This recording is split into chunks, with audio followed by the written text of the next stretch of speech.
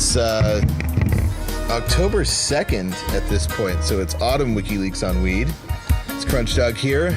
Larry, also present and accounted for in this dark day. And we have a momentous occasion here.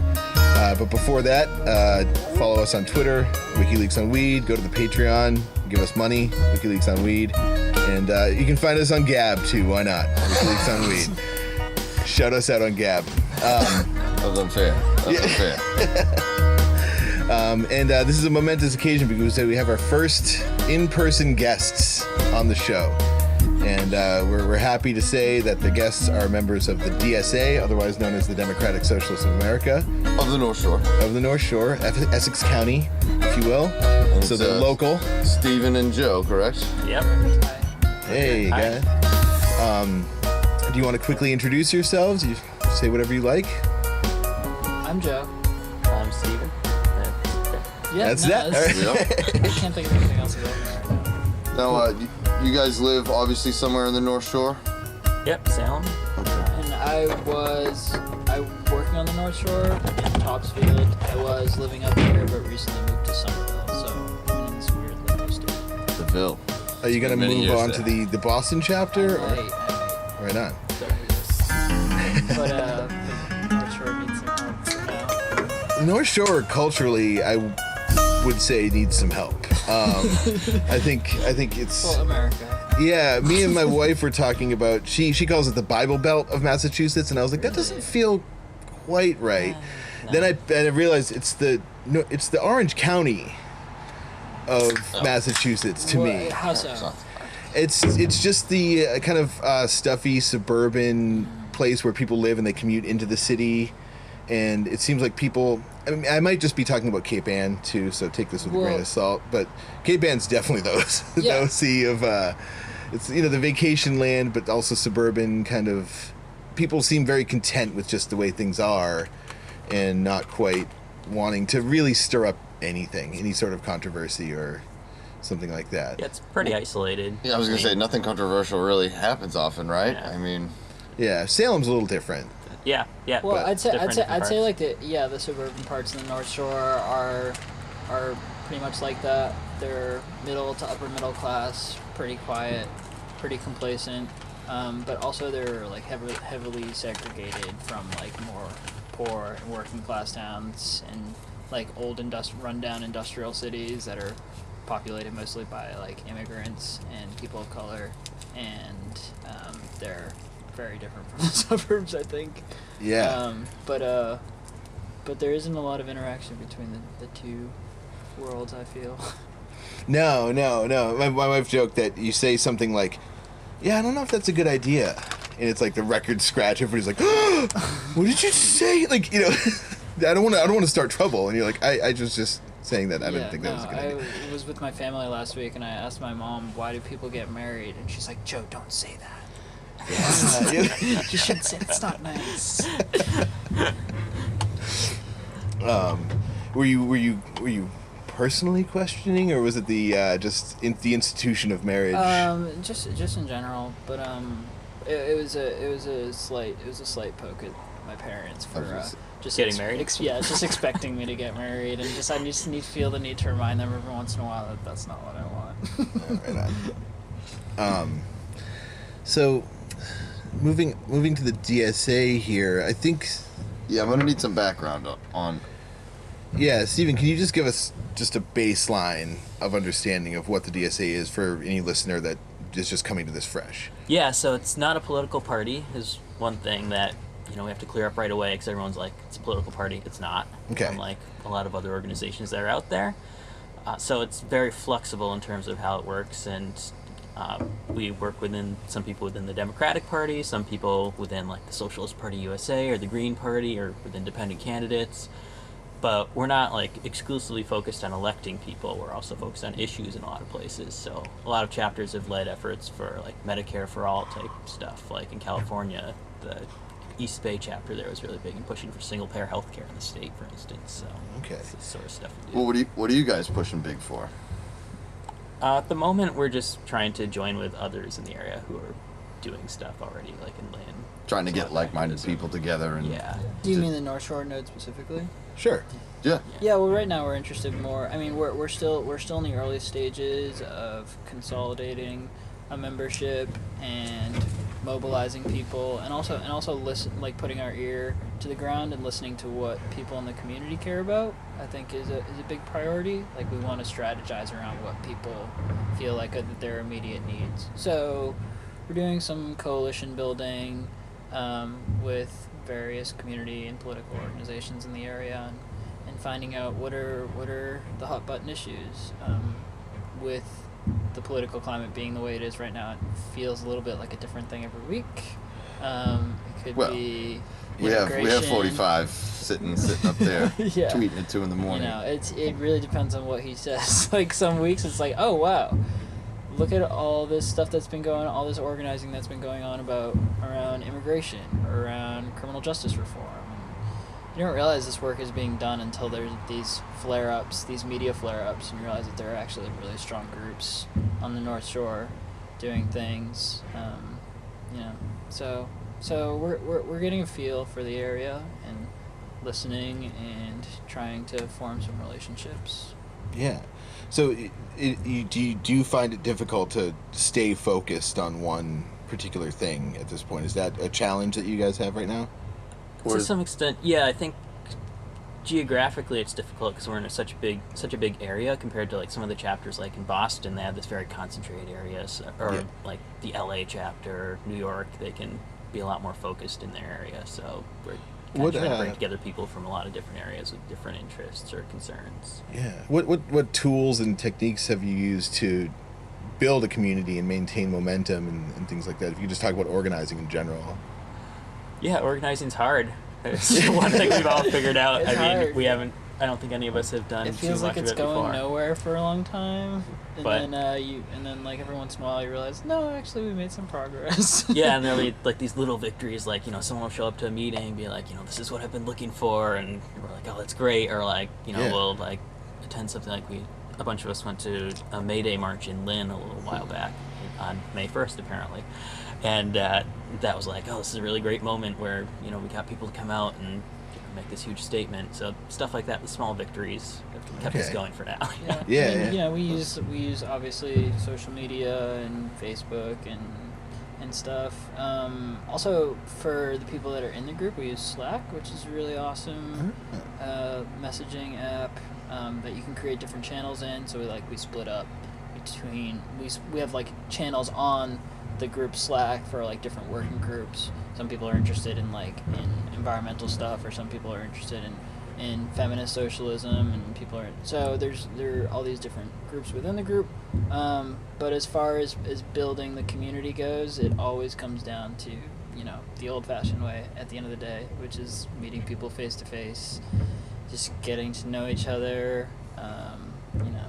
Yeah, that's definitely one of my things. That's what's being lost sort of with the idea of social media, and sort of what you were saying, where, you know, it's great, we can get a lot of chatter, but when it comes to, okay, we're all gonna join and do what we've been talking about, it's harder to get that to happen. Yeah. You know, and that's sort of being lost sometimes with, you know, how you are forced to sort of deal with people so much via the phone and faceless interactions countless times every day, you know, instead of the old-fashioned, you know, handshake and like, looking in my eye and that whole thing. You can have a perfect theory, and you can have a great analysis of this, like a political situation, and even a good solution for it, but like you're not going to get anything done unless you have like a community formed in which people actually trust each other enough to amass the political will to make it happen.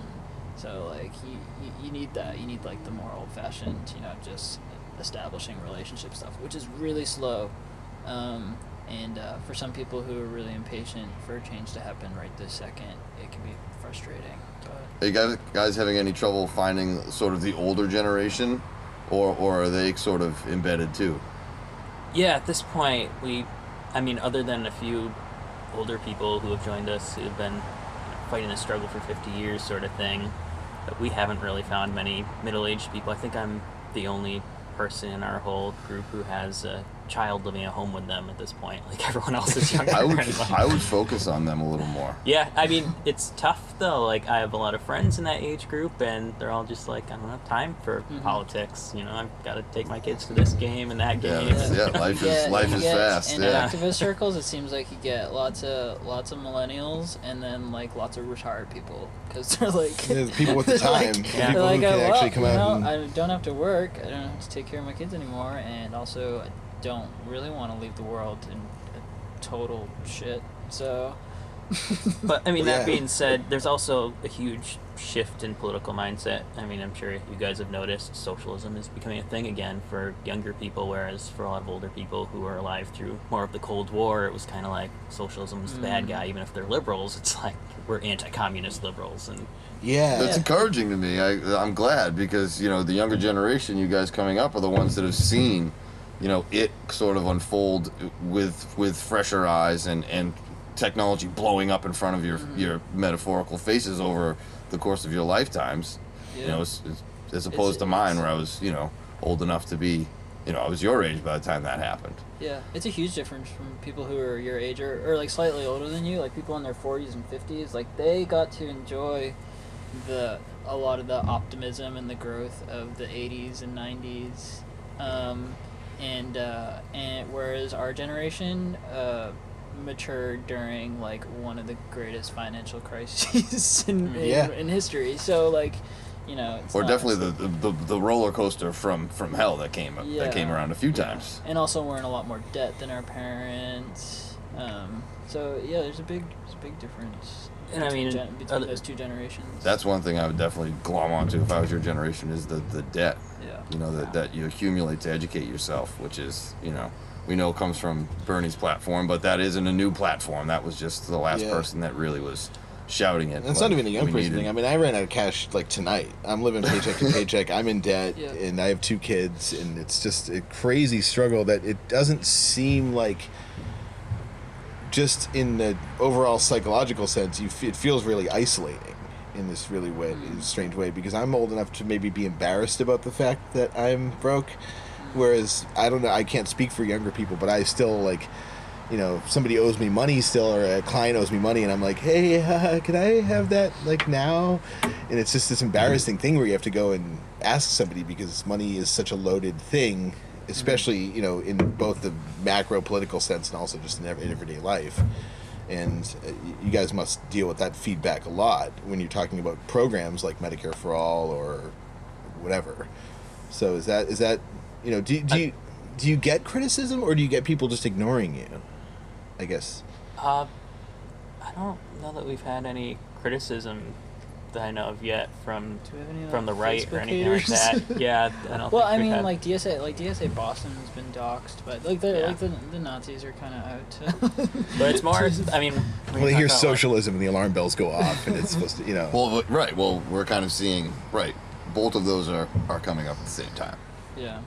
You know what I mean? We haven't seen, you know, I've known about socialism for a long time, but I haven't seen Nazis on the streets, you know, in the kind of like a Not little like mini the war. numbers that they're you know, in now, yeah. You know, Not that like was, this, no. yeah, that was, you know, that was fucked up. I never thought that I would see anything like that. Yeah. You know, I mean, the big thing with them is they know they're losing, though, at the end of the day. And I mean, whether or not socialism will win is another question, but their cause is clearly on the losing end of things, you know, demographically and ideologically and otherwise. So Yeah. I think that's a big reason why Do you they're think so? lashing out so much right now. Well, I mean, the demographics of this country are shifting away from being white to not being majority white by 2040 or so, and they know that. That's I mean, white people have found a way to rule as a minority for, Right. for many years. yeah. And as socialists, we won't be happy with the status quo, even if, you know, the numbers of people change. Yeah. If the wealth doesn't shift as well, but That's something I definitely agree with, is the disparity of wealth and things. We get the white genocide people that talk about this stuff, and they say these statistics like, oh, white men are the minority, and it's like, yeah, if you take the entire world population and shift out all the white people and then take all the women out, well, yeah, there's going to be less of you than everybody else, but that doesn't. You're not being replaced. Yeah. This claim that where they were chanting "Jews will not replace us" in Charlottesville, and also people yelling at us on Twitter about how white men are dying in industrial rates and stuff like that. It's like Industrial levels, Industrial. whether I may that's just just Twitter, be in you a know? bubble, but I really don't think that that's happening, and that's just it's when you look at just how everything. I mean, look I'm at still look pretty at sure everybody that- that's in the government right that now. if you're you white in can't claim America, that, it's not like you got the worst shake. No. You know what I mean? That's just No. and no one wants to even face that factor. It's just like, yeah, you got a better shake because Yeah, I think a lot of that comes from a liberal approach to like issues of racism, where it's all about making individuals feel guilty, and then people react against that, as opposed to like a socialist approach, which is more let's shift the power, let's shift the wealth, and it's less about like what you feel in your heart and making you feel like a guilty person for being white or whatever. It's like, no, let's redistribute things. So, which is more threatening at the end of the day if you really understand it, but it might not get the same reaction. But not for most people. I think for most people, racism is used against their own interests, whether they're black or brown or white. I think lots of white people, racism is used against them. Although white supremacy is a system that privileges white people over black people, I think historically there are many instances we can point to in which dividing people up by race like that has been a tool that people in power, like truly in power, people with lots of money, people who own industry, people who own factories and land, have used that to keep poor people and working people, even middle class people. for their own means, basically. Yeah, well, they've been keeping them under Less their for them, heel, more for me. keeping them under their Yes. under their control. So it's like for example, like white poor people in the South after slavery had it pretty shitty in many ways, but like the one thing they had to hold on to was like, oh, they weren't black, so that's why they're Yeah, so very desperate. They're so intentionally done, desperate to yeah. hold on to that. It's like lots of white people have really shitty lives. But that's also look over here. Look over here. That's while also a we're very different picking place, your though, pocket where or whatever, yeah. living in a place now that was, back in the days of slavery, in the middle of it, or one of the, that would be like in Alabama or whatever. I've never spent a lot of time there, but I'm sure that. I have. Oh, you have. Oh, good. I went to Tuscaloosa. But I'm sure that sentiment is there, and that must be weird. That's why they don't want. That's why they, keep their Confederate flag, and in their mind, Yeah. that war is still like a thing. And this is, I think the like a popular socialist view of looking at racism and other forms of oppression, like sexism, like homophobia, and other things, is that these themselves are tools of oppression and tools to divide up the working class in order to obscure common class interests. Because what poor black people and poor white people have in common is that they're screwed over by rich people. But if you get the poor white people to hate the poor black people, then they're not gonna form a They're not gonna- what do you call it? A union. That's it. A union. They're not going to kill the rich people and go and live in their mansions, basically, if you keep them divided. Right. Steal their toothbrushes, right? Yeah, Or exactly. even you can just Only get, to you can, stick them in or your you- butt and then or put you- them right back. You can get the poor white people to like oppress the black people for you. You don't even have to do the work. Yeah. It's very sinister. Now, that leads us to sort of, I guess, the centrist critique number one of the DSA or socialism in general, which is now you're just glossing over all these issues. You don't care about race. You're just using that as a tool yourself to do that. What do you say to those people? That And- we're like reducing everything to class. and that When class you say- is like the one to, yeah. I mean, I would that's say you look hear at the the numbers. Look Right. at the numbers, yeah. Okay. Look at where the wealth is in this country in terms of like the average or median, however you want to measure it, white household versus black household, and it's just astonishing. Like it's like a 20-to-1 difference depending on how you measure it. Yeah. And I mean, obviously, then there's native people whose land was stolen from them, and there has to be redistribution. Yeah. I think you can find that you might be able to comb Twitter and find some people who really will say like race and gender and these other things don't matter. It's all just about class. But those people are fucking dumb. We don't want them in our organization. The point is not that like. But you are going against them, so you still need to change their mind. Well, the point is that like it's not you don't that have it's to. not that like race and gender and racism and sexism are not as important as class, but that capitalism is structured by racial and gendered oppression. That these axes of oppression are part of the way that this form of capitalism actually functions. So that you can't actually explain class in America or in the world right now without talking about race and gender and these other things. That those are crucial features of how it actually works. So it's a more synergistic, intersectional. Right. But it's like yeah. If you were to draw the Venn diagram or whatever, I guess the you're not ignoring these things. You're just choosing to nest things in different orders or something like that, where class might be the biggest circle, but inside of that there are real things. No, I'm getting this wrong. No, correct me, because I'm just trying to sort this out in my head. Yeah, I don't know that they should be pitted against each other in any way. Right. Yeah, I think that's the wrong question. Like people say, what is like the over-determining axis of oppression? Is it class? Is it race? Is it gender? I think that's not the right question to ask. I think It's money. Well, no, they're not necessarily. all sorts I of think these are all significant, and that you can't understand any one of these things without seeing it through the lens of another, or that there's no issue you can pick out, or no policy, or no crisis that you can explain just using one of these dimensions. That you need to sort of layer them to actually understand them. If that makes sense. Yes, that makes sense. Thank you for clarifying. Yeah. So I wouldn't rank them. Tell me about. Sorry, I didn't mean to give you the impression that I was trying to rank them. When I said competing, I meant like more like competing versus the liberal capitalist version of that versus the socialist version of that. And I do think those two are different in how they view those things. But I don't mean to say that any of the intersectional stuff is one over the other, and it's not meant to be.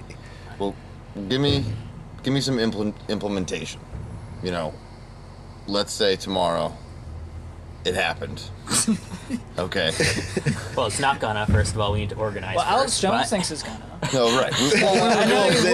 We don't have to talk about Las Case Vegas closed. Yet. We don't have to talk about Las Vegas yet, but Alex Jones thinks that We'll get it. Oh, We'll yeah, get it. no, Las Vegas We're is gonna an have to get into- indication that like the communist / Islamicist October Revolution is nigh. That's what he thinks. And I think Much like I feel like I'm socialism gonna not get going to happen killed Selling in the stuff. street because of He's- Alex Jones. He's making a lot of money on some sort of pills or something, isn't he? Yeah, he's a supplement hawker. I could go on. Is what it comes forever down to. about- Yeah. We'll get to that later. Don't need to get into Alex Jones. But do you get heat? Do you get heat in the street at all for any of this No. stuff? Oh, okay. I don't know. People, have I ever gotten, I don't know. I think people, you asked before, do people just ignore you? If anything, I think people might ignore us. Don't even know that it's I mean, I don't think the Class versus average race kind person. of question with centrists. Yeah. Is that what you're talking- Yeah, I don't think I've ever seen it outside of Twitter. Okay. Yeah, it's just a lot of people. And a lot of like the hashtag like resistance people, it seems like it's a lot of their first time online at all, and you're just like, oh man, It's funny. you know. It's funny how much more closed-minded people are on Twitter. Like when I go to like these, when I like try to form coalitions with people, and like I go to environmental groups or immigrant rights groups or racial justice groups or something, and you get the whole range of people. You get like everything from like hardcore communists to like people who just got politically active like a year ago who like voted for Hillary Clinton and like are really gung-ho Clintonites, and I've never had the experience of someone like the more moderate people being like, oh, like you're from a socialist organization, like that's fucking weird. They're not like red scared. There's just lots of people are just kind of either they don't really respond to it or they're just like, oh, I hadn't thought of it that way. Kind of like when I tell people I'm religious, they're like, "Oh, that's nice for you." Oh, yeah, okay. The same sort of like, Yeah. oh, that's cute. But generally, people And are yeah, nice, yeah, yeah. and people are pretty open-minded too. I think I think now's a good time. Now's a good time to pitch more radical ideas to people because they're ready for anything other than what we have. That's definitely true. I feel like that's just. We have been The- conditioned Better or now worse? to be. Oh, thank you. The approval rating or something like that is just in the pits. I don't know what the exact number is, but obviously it's super low. And I think, yeah, people are just... there's a panicked desperation right now that you probably can take advantage of if you wanted to. And I hate to put it so nakedly like that, but it's, people Well, are just ready to do something. us and George Soros and the globalists and also ISIS, we've all conspired I knew it! to manufacture this crisis. But I mean, I honestly, tweeted at Eric Garland in Russian today. That's awesome. So I mean, we're saying a lot of optimistic stuff about how people are ready for socialism and stuff, but we shouldn't underestimate just how big the obstacles still are. Right? I mean, the ruling class still is there. They still have all their money. The cops are still protecting their property. Sure. Trump is Like, the fucking They're president. still buying Yeah, yeah. elections. Yeah, and also like being ready for anything also means that like people will vote for anyone to the left of like Genghis Khan to get Trump out of office. So like people will be totally happy. I think people would be happy if like Jeb Bush ran as a Democrat right now. There was So, that like, one... and he'd probably win. Yeah. That one meme that I saw was this Jeb like going like this with his arms out in front of a yellow America. It was when Jill Stein was doing the recount in Michigan, and it was like, what are all you snide ironists gonna say when the recount shows a stunning Jeb victory? Or the Supreme Court gives it to him anyway. Yeah. Now Jeb Bush gets to be president, and a lot of You people. won't have to ask anyone. Is Bernie The going to run responses again? on a lot of that was like, phew. I would say, Has oh, he it's said like, anything about that? Bernie Sorry, I don't running mean to again? cut in. Bernie? Bernie? I don't know. He's old. Yeah. You yeah, know- So isn't Trump. I think we need new leaders, but we'll see. I think so. Too. He's at least an old Is leader there that's had a good anybody idea like for a that? long time. Is there anybody out there that is like a younger Bernie? Keith Ellison, maybe. Okay, yeah. But I mean, anyone who like has a viable like path to the White House, like what's but who's I a mean, socialist, who who's had a this- viable path to the White House in 2016? And yes, Yeah. I stand corrected. But what about like I don't know, Shama Sawant or something? I don't know. She's pretty popular. She's a city councilor, though. Is this Yeah. where an Big- age restriction But- to but, run like, for give it, president? like, Does that 10 years. bother you guys at all? Age restrictions? Yeah, because you have to be, 38? Oh, I thought it was like No, 40, it doesn't bother me. 40 I something. think you should be of that age. I think it's 35 or something. But Okay, know. I thought it was in the 30s somewhere. I know a lot of yeah. people older than me that are much dumber than me. yeah, but I also know. I know a lot of younger people than me. Yeah, that are but much this, dumber than me too. but this so generation is across coming the up, board. with, more information gathering tools. And I would, expect there to be, some very young, bright individuals at some point. I You know mean, what I at mean? this You know, point, let's someone in not their saying 50s. necessarily now. In 50 years, there may be some really brilliant 32-year-old people walking around or whatever. I don't know. But I mean, someone in their 50s would be a big shift from Clinton, Biden, and Sanders, and all those That's true. people in their 70s, and if not almost 80s, right? So yeah, But we have been having the Martin shifts. O'Malley, We right? did go Martin from, O'Malley. Obama, which was, a big problem for a lot of people in our country because now it's swung all the other way, and now we got Captain Trump. So, I'm a firm believer in can somebody just put two hands on the friggin' thing and hold it here so that we can just get on with our lives? Yeah, I don't like really someone need it just, to like, be kinda that in the far middle. away. Yeah. I kind of... not even in the middle, because now centrist is this weird, and I totally ascribe to the idea. I see the centrist people on Twitter, and I'm just like, oh, fuck off. Like, it bothers me, but not quite a center, but more like a, let's just hold this here and just kind of everybody Can take a everybody breath, just use some common sense for 5 minutes? and then please? let's actually so, move on so to what is it that you want? Like, what are your what are our goals? yeah? What are your demands? I would like common sense and common ground. to Well, be found. More material. situations on I mean, the like Patreon or material. something. Like you want to take care of your kids. Yep. Oh yeah. Oh, the day to day, yeah. I only have one goal. Yeah. So you want to be able to pay for school and shit. Yeah. Pay for healthcare. Yep. Yeah. You want to be able to afford to have an enviable life. No, I'm just Well, a it's, typical American who works and pays taxes so that my kids can have better than I had before, hopefully. And that should pay off. Yeah, and I think globally, you know, I don't talk about this really at all on the podcast, but I'm a big climate change person, and I don't want to send my kids or my grandkids out into a world Pro or that's just anti? gonna. Oh, I believe in it, and I don't oh, want. I want less carbon in the air and So you're things like against that.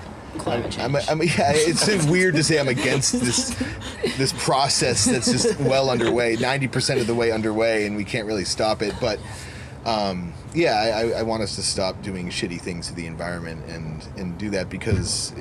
Or we better really invest in some space shit so that we can go somewhere we else. can go and ruin another planet.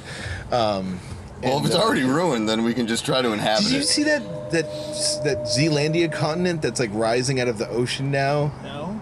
Yeah, I saw it was It's gonna How take many a you while. crunch dog? No, comes no, up no, with this is, Zealandia, I swear to God. all the rich people were moving to New Zealand, and I saw some articles about that. And these are like, I forget exactly which sources, but it wasn't like, you know, crazy conspiracy theory sites or whatever. It's coming. They're building houses on top of mountains. They're getting all their Padded survival rivers, shit. Manhattan. Who was the one guy? Was it Peter Thiel? Was at one point thinking about doing this thing where he would sell like boats to people. So they're building. Seasteading. They want to build, an artificial island or something. Yeah, for yeah. all the So libertarian It's like rich people hexagonal and islands go that fit together. Water World?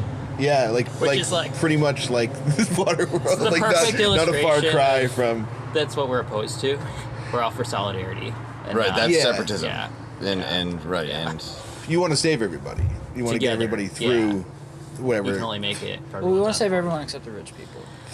No, no. Well, we want to we save need them, the- but not we need as the rich people. Okay, We need yeah, the yeah, as rich rich people. people. Yeah. Because they're just not going to give up their money.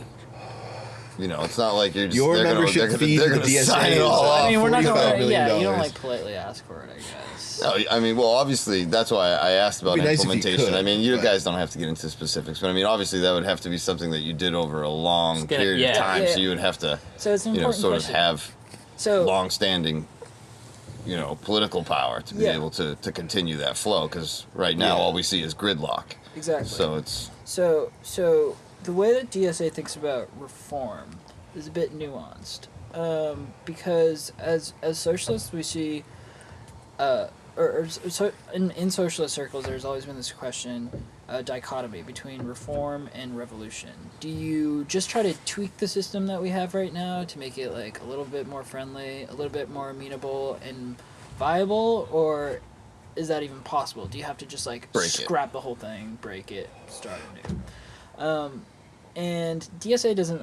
We don't think of it really as a strict binary. We don't know what like revolution would even look like. Revolution is kind of just a series of reforms, right? But there are reforms that can work. well, in America, revolution means we all grab a gun and then go out and kill well, people. we're not talking about that, but in reforms can sometimes serve to prop up the system that we're fighting against. Mm-hmm. So, for example, lots of like social spending programs or welfare programs that started with the New Deal and everything were really great for many people, and pulled a lot of people out of really dire straits. But also, what it did was serve to justify the basic structure of American society at a time when that basic structure was under threat from, you know, the communist menace from Russia and, Yep. and the Reds Yeah. and the unions Organized labor. and like Yeah. organized labor, which was actually organized organized pretty well before it was busted, and you know, you had a huge mass of people who were extremely agitated because they had been screwed over by the system. And so these reforms actually kind of saved the system, and Yeah. which was good for a while. We had a couple decades of relative prosperity, but the problem with saving the system is that you left it in place so that it could pull those reforms away whenever it wanted to, which happened to be the 1980s. So and thereafter. So in and DSA, then spending became the new thing. yeah. So in DSA we think about like what reforms actually will stick. What reforms don't just like prop up the system, but which reforms actually like transform the system. Yeah, it's not just a matter of which ones will stick too, but to give a recent example of the Affordable Care Act, right, did a lot of good things, but there's also this huge giveaway to the insurance companies, so it's Yeah. just reinforcing capitalism and their greed and trying to keep it within bounds so people tolerate it right in a moment after 2008 when people were really pissed off and pretty much ready to rise up against the system, and at that point it's like, oh, we'll give you a little bit, but within the constraints of capitalism. So it sounds like you're aware of the risk that something like Medicare for All could haphazardly and hypothetically and completely in theory somehow further enrich the insurance companies in some way because I don't think we have a system that isn't abused. Well, yeah, that's kind of what I'm getting at. Is like I don't know exactly how policy-wise that could work, but complicated. Who knew? Healthcare is a complicated. It takes a whole we all knew actually. Yeah. Do you understand healthcare more? Because lots of people in DSA are really gung ho about single payer because they see it as genuinely like a transfer of wealth from the rich to the poor. I mean, I think if it's done well, that is what we want. Like it's not just like smoothing out the edges of a giant global death trap, but is actually like moving us along in the direction towards something more transformative. And that's something to me that is common sense, where it's like, that makes sense. Poor people should have much more help to take care of themselves because they don't have the fucking money, obviously. Yeah. And rich people don't need as much money to take care of themselves because they fucking have money to take care of themselves. But even saying that is hire like pretty personal radical, trainers or whatever. like in our world, because that what you're saying is that we have to have this huge program that's based on something other than profit. That is based on like people's actual needs. Yeah, right. It's like which is anti-capitalism. Does not compute for most people. They're like, what do you mean? So if you can actually pull that off, like, that would be. Well, you would have to have people that would be willing to do it. You know what I mean? That would be the hard part. You couldn't implement it. Well, it's pretty popular. Yeah, right now we have both our senators in Massachusetts on board with Medicare for All. This is Massachusetts. Yeah. It's pretty popular with people nationally. We have four big votes. Yeah. And that's all. That's all. But it takes 100, 200, there's more and whatever to senators win. too. There's a lot of people Yeah. signing on. I mean, a lot of the sort of centrist hopefuls of the Kamala Harrises of the world. So, but signing on to Medicare for All and getting behind it more is just a gesture because unless things turn over in 2018, that bill's obviously not going to go anywhere. It's going to get vetoed at the desk if it even gets there. But I think it's a sign that things are changing and people do want, It's a sign that the people in power know that these things are actually popular, and that their way of politics, which is to say like, oh, what you want is not realistic. Like you can't demand that. You have to demand something more reasonable, and there is no alternative to like the way we live now on a basic level. I think people in the center are starting to realize that like people are only going to put up with that for so much longer. Yeah. Yeah. So for you two personally, is full socialism the goal, or is it to push things towards that? It's the goal. Whether we'll get to it in my lifetime, I don't know. But Okay. So full socialism, socialism within the context of DSA is pretty broadly defined. So you have everyone from like communists and anarchists to like people who are sort of like social democrats, like Sweden type stuff. Okay. Are there social Republicans? Yeah, I don't think that's a thing. Okay. I met some that had like nice social skills, if that's what you mean. Like, they could hold a conversation. That's good. With some of the same income bracket. Although their politics is like pure sadism, but Yeah. Pretty sure the Republicans, you have to separate them from their parents at birth. That's the. Well, we need to get Republicans on our side. We need to, Yeah. don't want to alienate them. I remember at one point in my life going to the Libertarian Party thing and looking at their platform, and like they structure it so the first few you're like, all right, and then it gets to like private prisons, and you're like, boy, slam a laptop down. off the rails. Yeah, real fast. So yeah, Yep. it's crazy, and that's part of the reason why the two of us started this was like, can we find a third party solution that isn't fucking insane? And that's part of what we're here. We're on the quest for that. It's always odd to me, right? Because it's like, okay, we have way over here, we have way over there. Why the fuck don't we have something over here?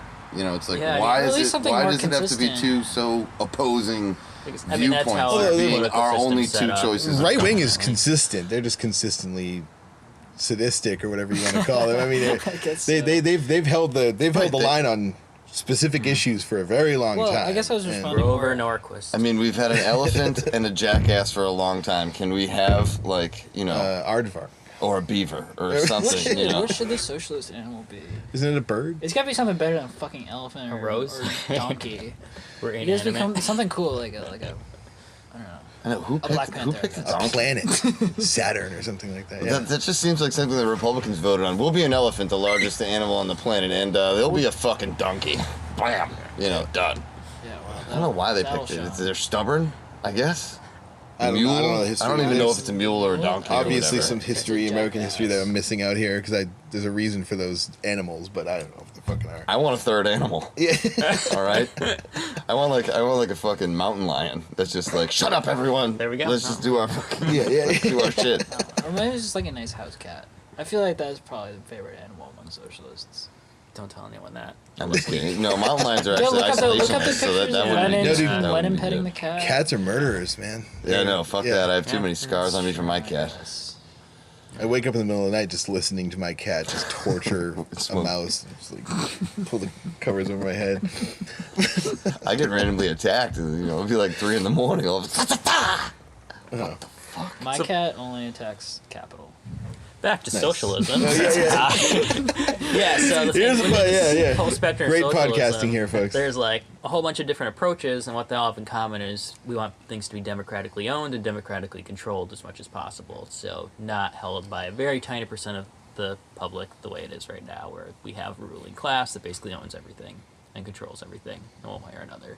So like we have political democracy, but because we don't have economic democracy, certain people buy elections more or less, right? So lobbies Yeah. would be out. Oh yeah. Right, yeah.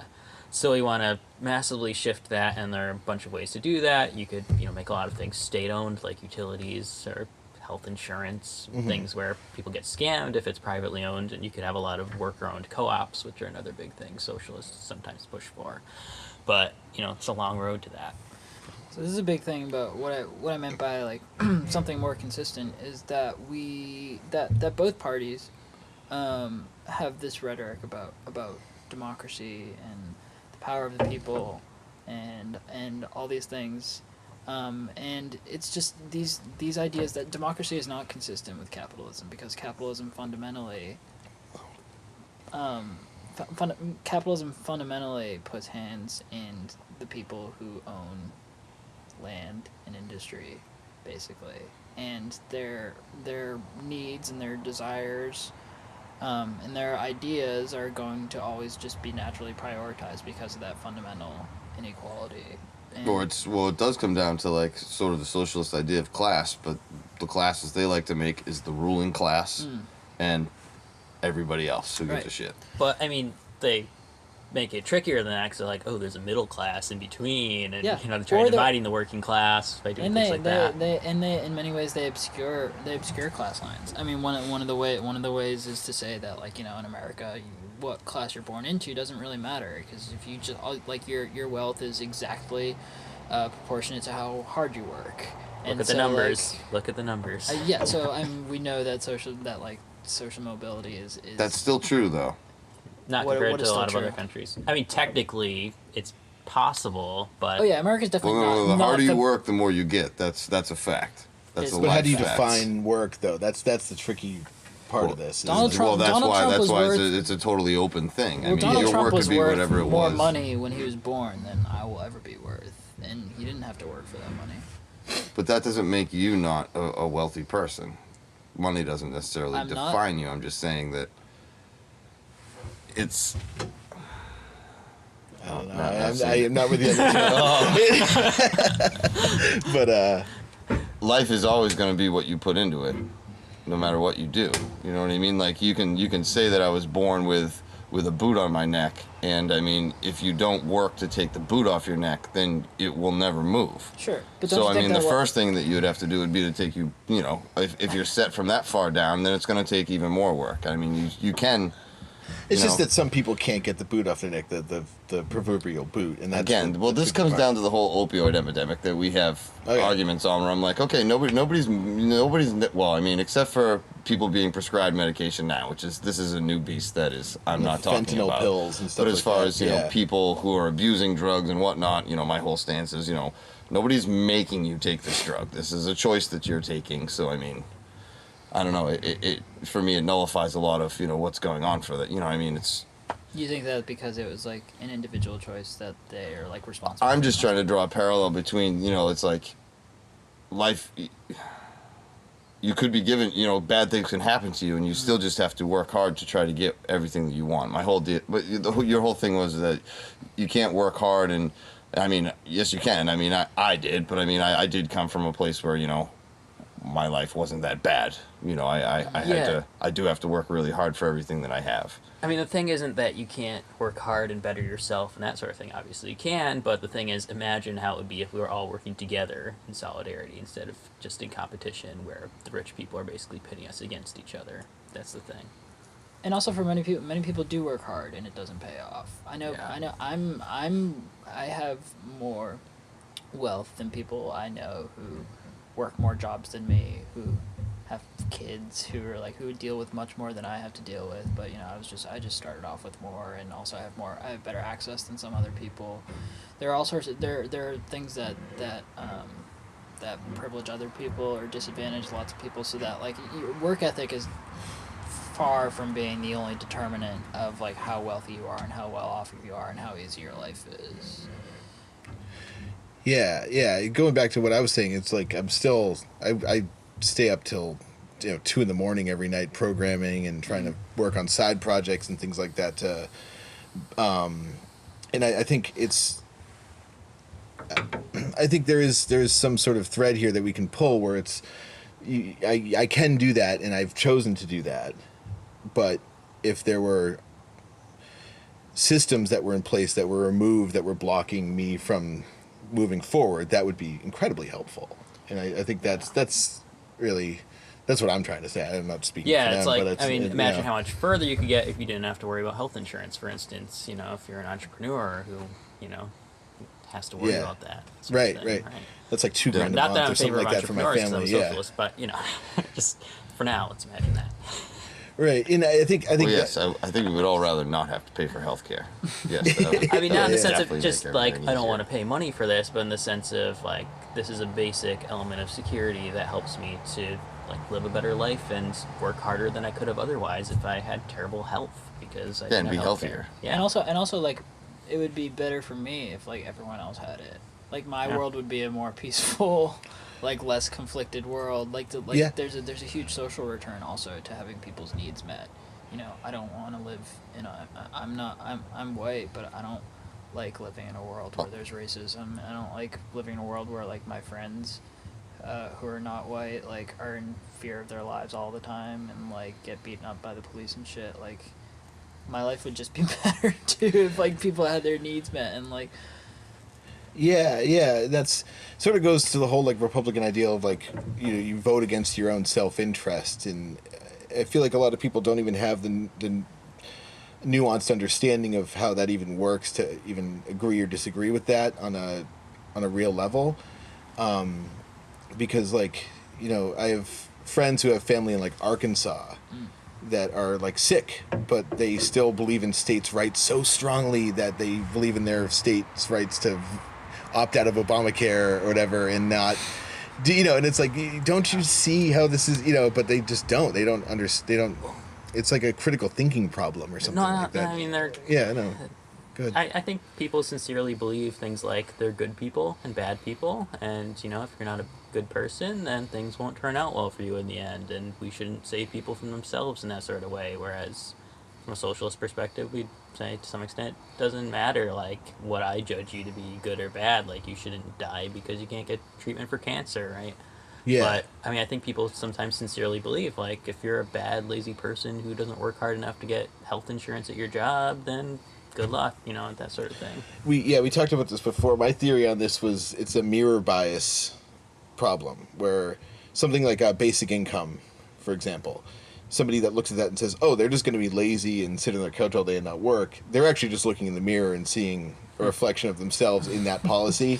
Whereas somebody like me looks at that and I was like, oh my God, that'd be great. I could start another website or something like that and make a little bit more income and do something like that and I don't know, but contribute, yeah. And contribute. And I think that's what a lot of it is just people sort of projecting their own biases back on themselves or whatever. Well, so Is the ghost gonna speak? There is a ghost in the room. Trying to it's a ghost in the porch. Did you want to say something? I think you're gonna talk about like work. No, I was going to talk about not, like, referring to people who feel like this as though they're, like, stupid or, like, lack critical thinking skills or, like, are themselves lazy and, you know, like, I want to challenge the mirror bias thing because I don't think it's necessarily, like, they are terrible people and they think other people are going to be terrible. I think it's just that, so when you were talking about the, like, thinking, oh, well, these are lazy people and bad things are happening to them, I think it's also important to remember that, like, there is the equivalent of bad things are happening to them, therefore they are lazy, bad people. And when that's sort of the narrative, it allows people to believe that as long as they're good people, or they are what they think good people are, however they define that, then good things will happen to them. And that is a very, like, very safe and comfortable thing to have, like, carrying around with you all the time in a world that is really terrifying, especially in a world in which, like, you're pretty poor and there's, like, you don't really see that much opportunity going for you. Like, as long as you can think to yourself, okay, well, as long as I have myself and what I can do, then I will be able, it's like what you said about being, like, work ethic. As long as work ethic is the only factor that is keeping me from succeeding, then all I have to care about is work ethic, and I don't have to think about systems, or I don't have to think about anything like that. And so, yeah, so I'm originally from Georgia. Okay. And so I, like, the idea of, like, I hesitate against anytime I hear people talking about how people from the South are, like, backward or dumb, or, like, they, you know, they're lazy or they're mean or they're racist or it's anything simple like that. I think it's mostly about, like, they've got belief systems that allow them to navigate tricky situations. Okay. Another thing I want to push back against, I mean, because we keep using the word lazy, and we keep talking about, like, the principle of, like, hard work should pay off, and, like, you should, like, if you work hard, you should be able to live. Which is, I mean, like, which does sound like natural fairness, but I think it's also worth questioning, like, why do we demand of each other in this world that, like, we need to justify our existence by working? That, like, if you don't work, like, you don't deserve to live. Is like a I think We are a nation of industry, though. But there are many people, first of all, who can't work because they're disabled in many ways. Or children, or elderly. Or children. Or We'll see, elderly right? people. And I'm pretty sure everyone on this porch right now is in favor of making sure that all those people are taken care of, and they shouldn't have to freaking worry about it. Sure. And Vets, so anyone, you know, anybody like that. Again, to me, that's just common sense. Mm-hmm. And you know, the rest of the world does kind of chuckle at us that we have this huge divide over how much we want to take care of everybody. But And it's embarrassing to yeah, you know. I mean, generally speaking, is people are left to die because they can't work, and they're not. The world is not made accessible to them. Political institutions are not made accessible to them. Access to fundamental resources is a very steep hill to climb because they can't justify their existence by being able to work as much as they're demanded to. And I think So how do you want to pick up the downtrodden and set them straight? I think there's this goes even beyond just, like, helping the needy, but questioning, like, the very fundamental idea that work gives you a right to live. Like, why don't we just have a right to live? Why, and also, like, who? Well, you like, do. Who is the You do. who is the work for? I like that. I agree with that. I think to jump into a specific example of this, there was a concept of professionalism that gets called in, where people at tech companies are, like, doing anonymous spreadsheets where they're sharing their salaries and things like that, and that gets criticized as, oh, that's not professional to do that. And the question that actually the ex-Antifa person that we interviewed is a friend of mine, and him and I have long conversations about this, where it's like professionalism just serves the company. The ruling It doesn't class. serve the worker. Yeah. You know, you go to HR, and HR is not there to help you. HR is there to help the company. And They're help. replacing the unions. Yeah, They're right. trying to figure out how to give you as little as possible so you don't mutiny and like take over the company. Yeah, exactly. They placate and then serve the company and things like that. And I think calling things like that into question is really important on a baseline Yeah. philosophical level. Because it calls into question why do we really work? You know, people 50, 60 years ago, John Maynard Keynes, who's like the one of the most influential economists in the world, British economist, in the 50s or 60s was writing things about like, oh shit, like there aren't going to be any more jobs in like a few years because like we're going to have technology do everything for us and we're going to have like too much downtime.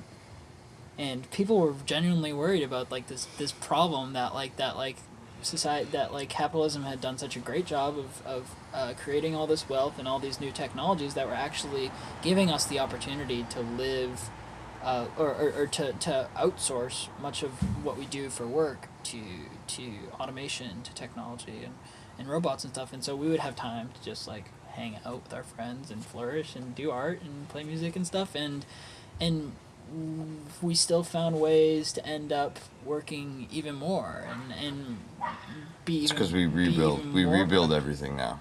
Now we just tear everything down and rebuild. Everything now, and also, if the point of industry was to free people and to allow them to like live the lives they want to live, then we wouldn't have to work as much as we do right now. But that's not the point of industry. The point of industry is to make a profit. So that when a new technology is made, all that means is not that your worker can work less, but that your worker can produce more if you just demand the same amount of time out of him. Yeah, or just inevitably be replaced. I mean, we've talked about Uber on here a lot, and it's literally just like people saying, how can we get a few more pennies out of that driver until we can just eventually replace them with a robot? Yeah. And that's the thing. And you know, I guess to their credit or whatever, they have created a lot of jobs, but they're so temporary, they're so fleeting. Yeah, I wouldn't call them jobs. or contracts or whatever it is. Right, there's a reason why there's a taxi cab like union and those guys all, you know. Sure. Yeah, that's the only thing I'm going to say in defense of Uber in the history of the podcast, I think, hopefully. But and then all sorts of those that's things, the thing. long range Uber, trucking. I'm sorry. I just recently got into corporate America, and I work for a corporation now. And you know, I know. Well, you know, you got to do what you got to do to make it. There's no ethical living under capitalism. No. We work in the same company. Yeah. We're on. I gotta cover this up. So. Yeah, no, I'm not going to name the company. Don't name it. I will not. I can't even read that. My eyes are so shut. Anyway. Glad okay. capitalism did that to your eyes, so you can't see this. So you're But I see, working you know, in your benefit right now. exactly what you guys are saying with, you know, HR and how all that, you know, it all does boil down to watching, you know, that machine work and it being just the corporation is the machine and we're all just moving parts and it's all for the goal of a very few people, and that's true. Oh no. Damn it. You had a butt. I did. I All right, I had so hold that thought. Yeah. I guess the one question is you mentioned music and art and you know, flourishing and things like that. I do. Some part of me does believe that if we don't have something to do or believe in or have purpose, and I'm not saying a job. I'm purposely not saying a job, but something to do with your brain that does decay. And I'm not, this is not a defensive labor. This is not at all that. And I just want to know what your thoughts are on what would replace that. Whereas in the world now, it's you have a job and that's what keeps you alive, basically, in that sense. But So have you seen WALL-E? Yeah, but see, women. I don't want that. I don't want that. And you're women. I don't want Wally. So- I don't want the Wally spaceship. I'm not going there. So I'd flip that. Please I think, believe me. I think what we have now prevents people from flourishing, from doing the things they want to do and living the lives they want to live. So I don't know what there is to replace. I see only something to. Well, to Uber's add. the only job I know where you can just work your own hours. I work my own hours. Some people do that. That's Yeah. the only kid. Yeah. But like, are you saying like what would we have? Like we wouldn't be working anymore. Don't you think that we wouldn't be working for someone millions else? of Americans need The ghost has raised her hand. Should we introduce you? I don't know. I don't know if you're gonna keep that.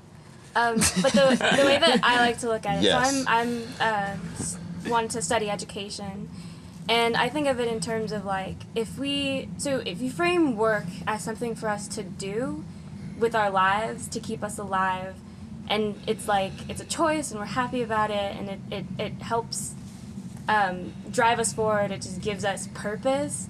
I don't see it that way because I see the decision about what work is worth, what work gives your life worth has already been decided for us. And I think about that in terms of like, I don't know how old y'all's kids are, but there's this huge STEM push in education now.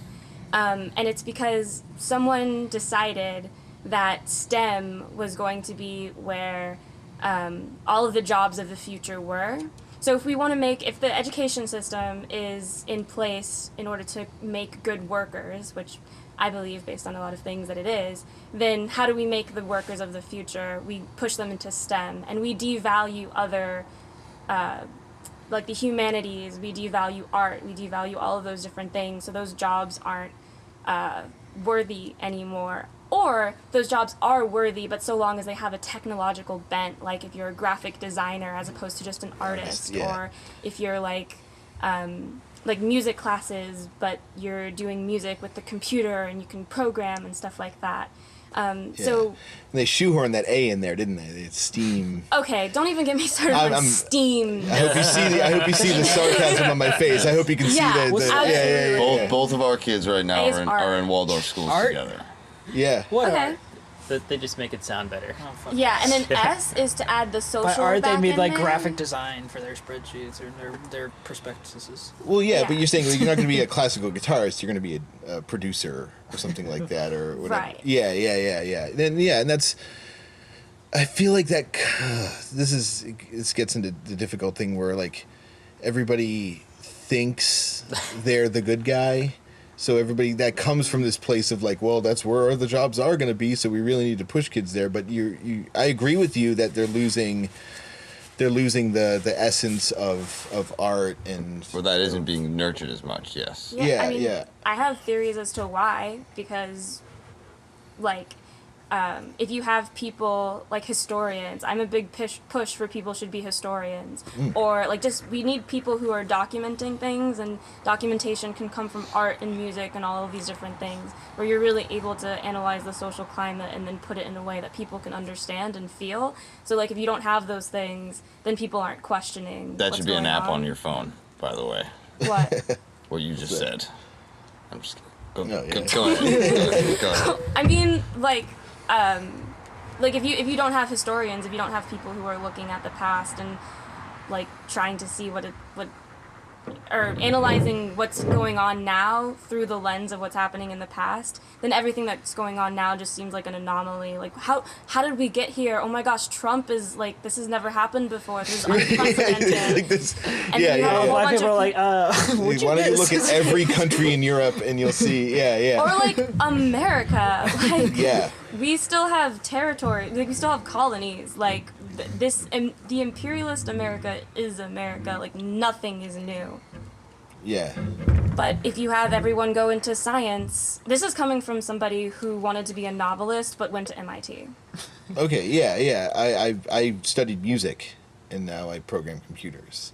I'm a So- classically trained musician too. I'm trained in classical and jazz.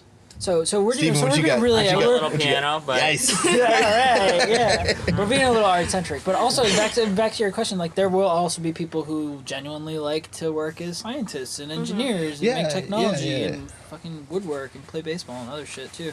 So like, I feel like woodworking and the trades and stuff like that is actually kind of coming back. Where I know some architects who went to school and paid a lot of money who said, I'm going to be the best carpenter in the world, and kind of went back the other way, but are doing it in a new way, but still keeping to the old ways and kind of reverting back to that, a little more simple, a little more care, a little bit more time. Yeah. Which is sort of your idea, which I could take more time, I could take more care with what I'm doing instead of kind of being in the rat race, which is we're all being defined by today. And I think these are like I think you're definitely right that people generally like to work. They like to have something to do. That's all I meant to say. They don't just want to sit and rot and just get their like spiritual substance by just like having an IV that just feeds Netflix into their veins just like for the rest of their lives. Like it's like the people want to like do something, I think, or at least that's how we feel. Like we watch WALL-E and we're like, oh fuck, like. Right. Yeah. But what you're saying is that in your perfect world, then there would be a van that would pick up a disabled person who wanted to go to yoga but couldn't, and then they would go to yoga, and the yoga instructor, would still be like, you can be part of my class. Yeah. Yes. The answer is yes. So socialism is basically would be like totally accessible yoga to like everybody. Or rather, there would kind of be that idea of community Turn it off. that you were talking about, Joe, where there would be someone who knew, that's right, it's Tuesday, that's Gerald's day to go to yoga, and that person's job would be, to have that schedule of everyone else's life, so that it not only is Gerald's yoga day on Tuesday, but Cheryl and Larry and Crunch Dog have to get off to acupuncture on Thursdays, so. Yeah. But the idea of community and taking care of one another, I mean, that is a really, So there's kind of two pieces. There's we take care of each other, we take care of the people that are in need, but also people like to work and they want to do something and they should have the freedom to do it for their own purposes. People want to woodwork because they want like a nice chair, a nice table or something, then they can work for the nice chair and nice table. What capitalism does is that it alienates, this is like a very like cliche Marxist way of putting it, but capitalism alienates the worker from the fruits of their labor. Instead of having access to what they've made, instead of owning what they produce is owned by somebody else. Yeah. And they get compensated for that with a wage, and they can do with that money what they want, and some people say that's preferable. Or some people say they like that. But I'll give you more real life, just like that. I worked 18 years for a company, loved everybody that was there, wanted to stay there, but realized that the ceiling for what I wanted to do was such that I had to move on to corporate America, let's say, to get paid enough so that I could have a house, so that my wife could stay home and she could take care of the kids. But that was the choice that I felt like I had to make, even though I would rather have spent, my days working with the relationships that I had made through 18 years through a company, but I felt like I had to leave them. Well, there's something profound. So there are some, I guess, some perks to wage labor, because like you don't own what you produce, but you get the money back, so you can pay for your house or for your kids' education or something. Paying for my house is something that I do feel a little bit of permanency in. Like, okay, once I'm done in 30 years. Oh God. You know what I mean? but then this, this box of matchsticks, is mine. And that is at least something permanent. Because I feel exactly what you're saying, and I think that bothers people, that you feel like you're just working for the man, and you're just. So the thing is like, okay, so even if this wage allows you to free you up and gives you some consumption power, the downside is that it totally takes power away from you at work. You don't make any choices unless you're an owner of the company. You don't really structure your work life or your life in general, for that matter. And in many ways, these like liberties that we say are enshrined in the Constitution for us, we don't get to enjoy a lot of them while we're at work. When I'm at work, I don't have freedom of speech. I don't have freedom from unwarranted seizures and searches and stuff. Yeah. I'm relatively privileged in my job. I get more perks than a lot of people, but I mean, some people like Amazon workers like wearing diapers to the factory because they won't even get allowed to go to the Is that bathroom real? go to the In the bathroom in the middle of the warehouses. day. Are you serious? And yeah, it's crazy shit like that. Or And farm workers who don't have bathrooms and they pee on the food you eat. So sure. that's the thing. And That's and kind of so- part of the nutrient cycle. I don't know. It depends on what that person ate. I would so like to know, this- what were they so this consuming? Was setup- it coconut water?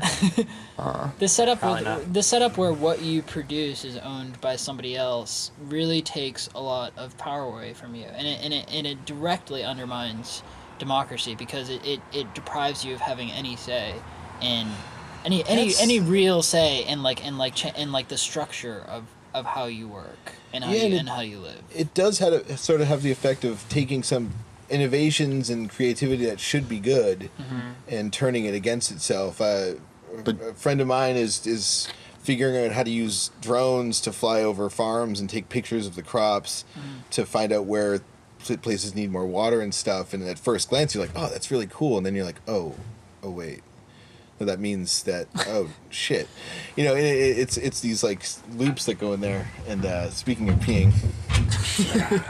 All this talk of peeing. It's all this so- ballast point. I don't know. It's so heavy. Yeah. A lot of what we've been talking about, is about, workers being free to use their own time to do what they want, make their own decisions, and it's like kind of on an individual level, but there's also the freedom to work together as a group of workers, right? Where under capitalism, that's something we don't really have the way we could in like a worker-owned firm where workers actually have ownership and are bought into something and profit off the fruits of their labor together. So you're like working with people who are alongside you. I think a lot of people want that to an extent that we can't really have right now, and we don't own the thing that's like forcing us to work, right? Yeah. Close friend of mine and myself we created an app, okay? And we said, we should make this a co-op. We should make this a thing that the users can be a part of this. And so we found a lawyer and said, okay, we're gonna start a co-op. And the guy was like, just start an LLC. We're like, no, but we want to do the co-op. He's like, yeah, but you can just do all that shit with an LLC. You don't have to be a co-op. Like, oh, yeah. He's like, you can just do whatever you want. Then we're like, okay. It was so jarring of an experience. We're like, yeah, but we want to do the thing. He's like, but you can just do that with the co-op, with the LLC, and you don't need to actually make the co-op. It was like it was just discouraged from doing this thing on paper that had legal meaninglessness because he was saying you can just do whatever you want. If you're a private company, you basically just have free reign to just do anything. You can redistribute the profits. You can do all that stuff, and it turned out that the thing that the co-op gave you was that you can get .coop in your domain name. And that was the only thing that was the difference between that. And because you have to, I don't know if it's just Massachusetts or in the nation, but you have to prove that you actually legally have a co-op before you can get one of those domains. It's like as protected as .gov or .mil or whatever it was. So we were just like, oh, this is one of those experiences where you leave the lawyer's office, it's like, what just happened? It's this oddest thing. But Well, if you join DSA, you can make sure we have a more robust co-op working group, and you can figure out those problems. Okay. It's There's some really people who are into that. Yeah, in the our people group. are into it, but yeah, it's a really tough issue because it takes a lot, and like the ones that have been started run into problems because it's just something people haven't done as much as they could have by this point in history if we weren't so busy starting capitalist corporations. But Right. yeah. there's a lot of work to be done in figuring out how to do that and how to make it sustainable. Right on. Well, now that Larry's back, do you guys I have like any- sustainability. There you go. Worker co-ops. Worker co-ops, food, Yep. everything. Okay. Community. Yes. No, I'm just Life. kidding. Well, life. Yeah, co-op life. All right. Well, That's the new But slogan. Yeah, the basic point about all the questions about work Okay. and stuff is like, yes, people, I guess, like to work, and they should have control over why they work. And at present, the huge majority of people in the world don't have control over why or how they work. I do think that if everything went the socialist way, then that would, just the fallout of all that would probably be such a change in the job force that, it would probably be for the benefit of everyone at the end of the day. If you weren't worried about joining, them for whatever specific healthcare package they had, or, you know what I mean? It would just be more it would level the playing field, I think, and it would allow people to sort of be in what industry they wanted, instead of kind of the industry that they were good at. If even if they wanted to do something else, The industry that you'd paid have their so much, mortgage I think, or more freedom something. to be a little bit more professional.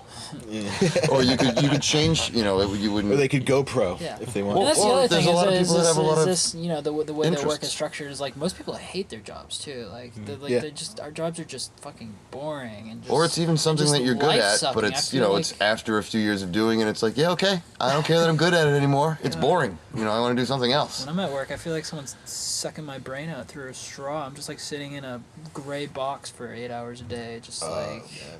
Yeah, I'm I've been there. Yeah. I drive 50,000 miles a year and go to different places and get to be outside, but That sounds nice. it can be a dirty job. All right, gentlemen, and Ghost. We're gonna wrap up here. Do you guys have any parting thoughts that you want to tell our dozens and dozens of listeners? Dozens and dozens. I mean, definitely follow us on Twitter. Our Twitter accounts. What is it? North Shore DSA, North Shore, one of those One things. of those North things. Shore DSA, You'll yeah. find it. Facebook, North Shore Democratic Socialists of America. See what we're doing there. If you're in Essex County, come to one of our meetings.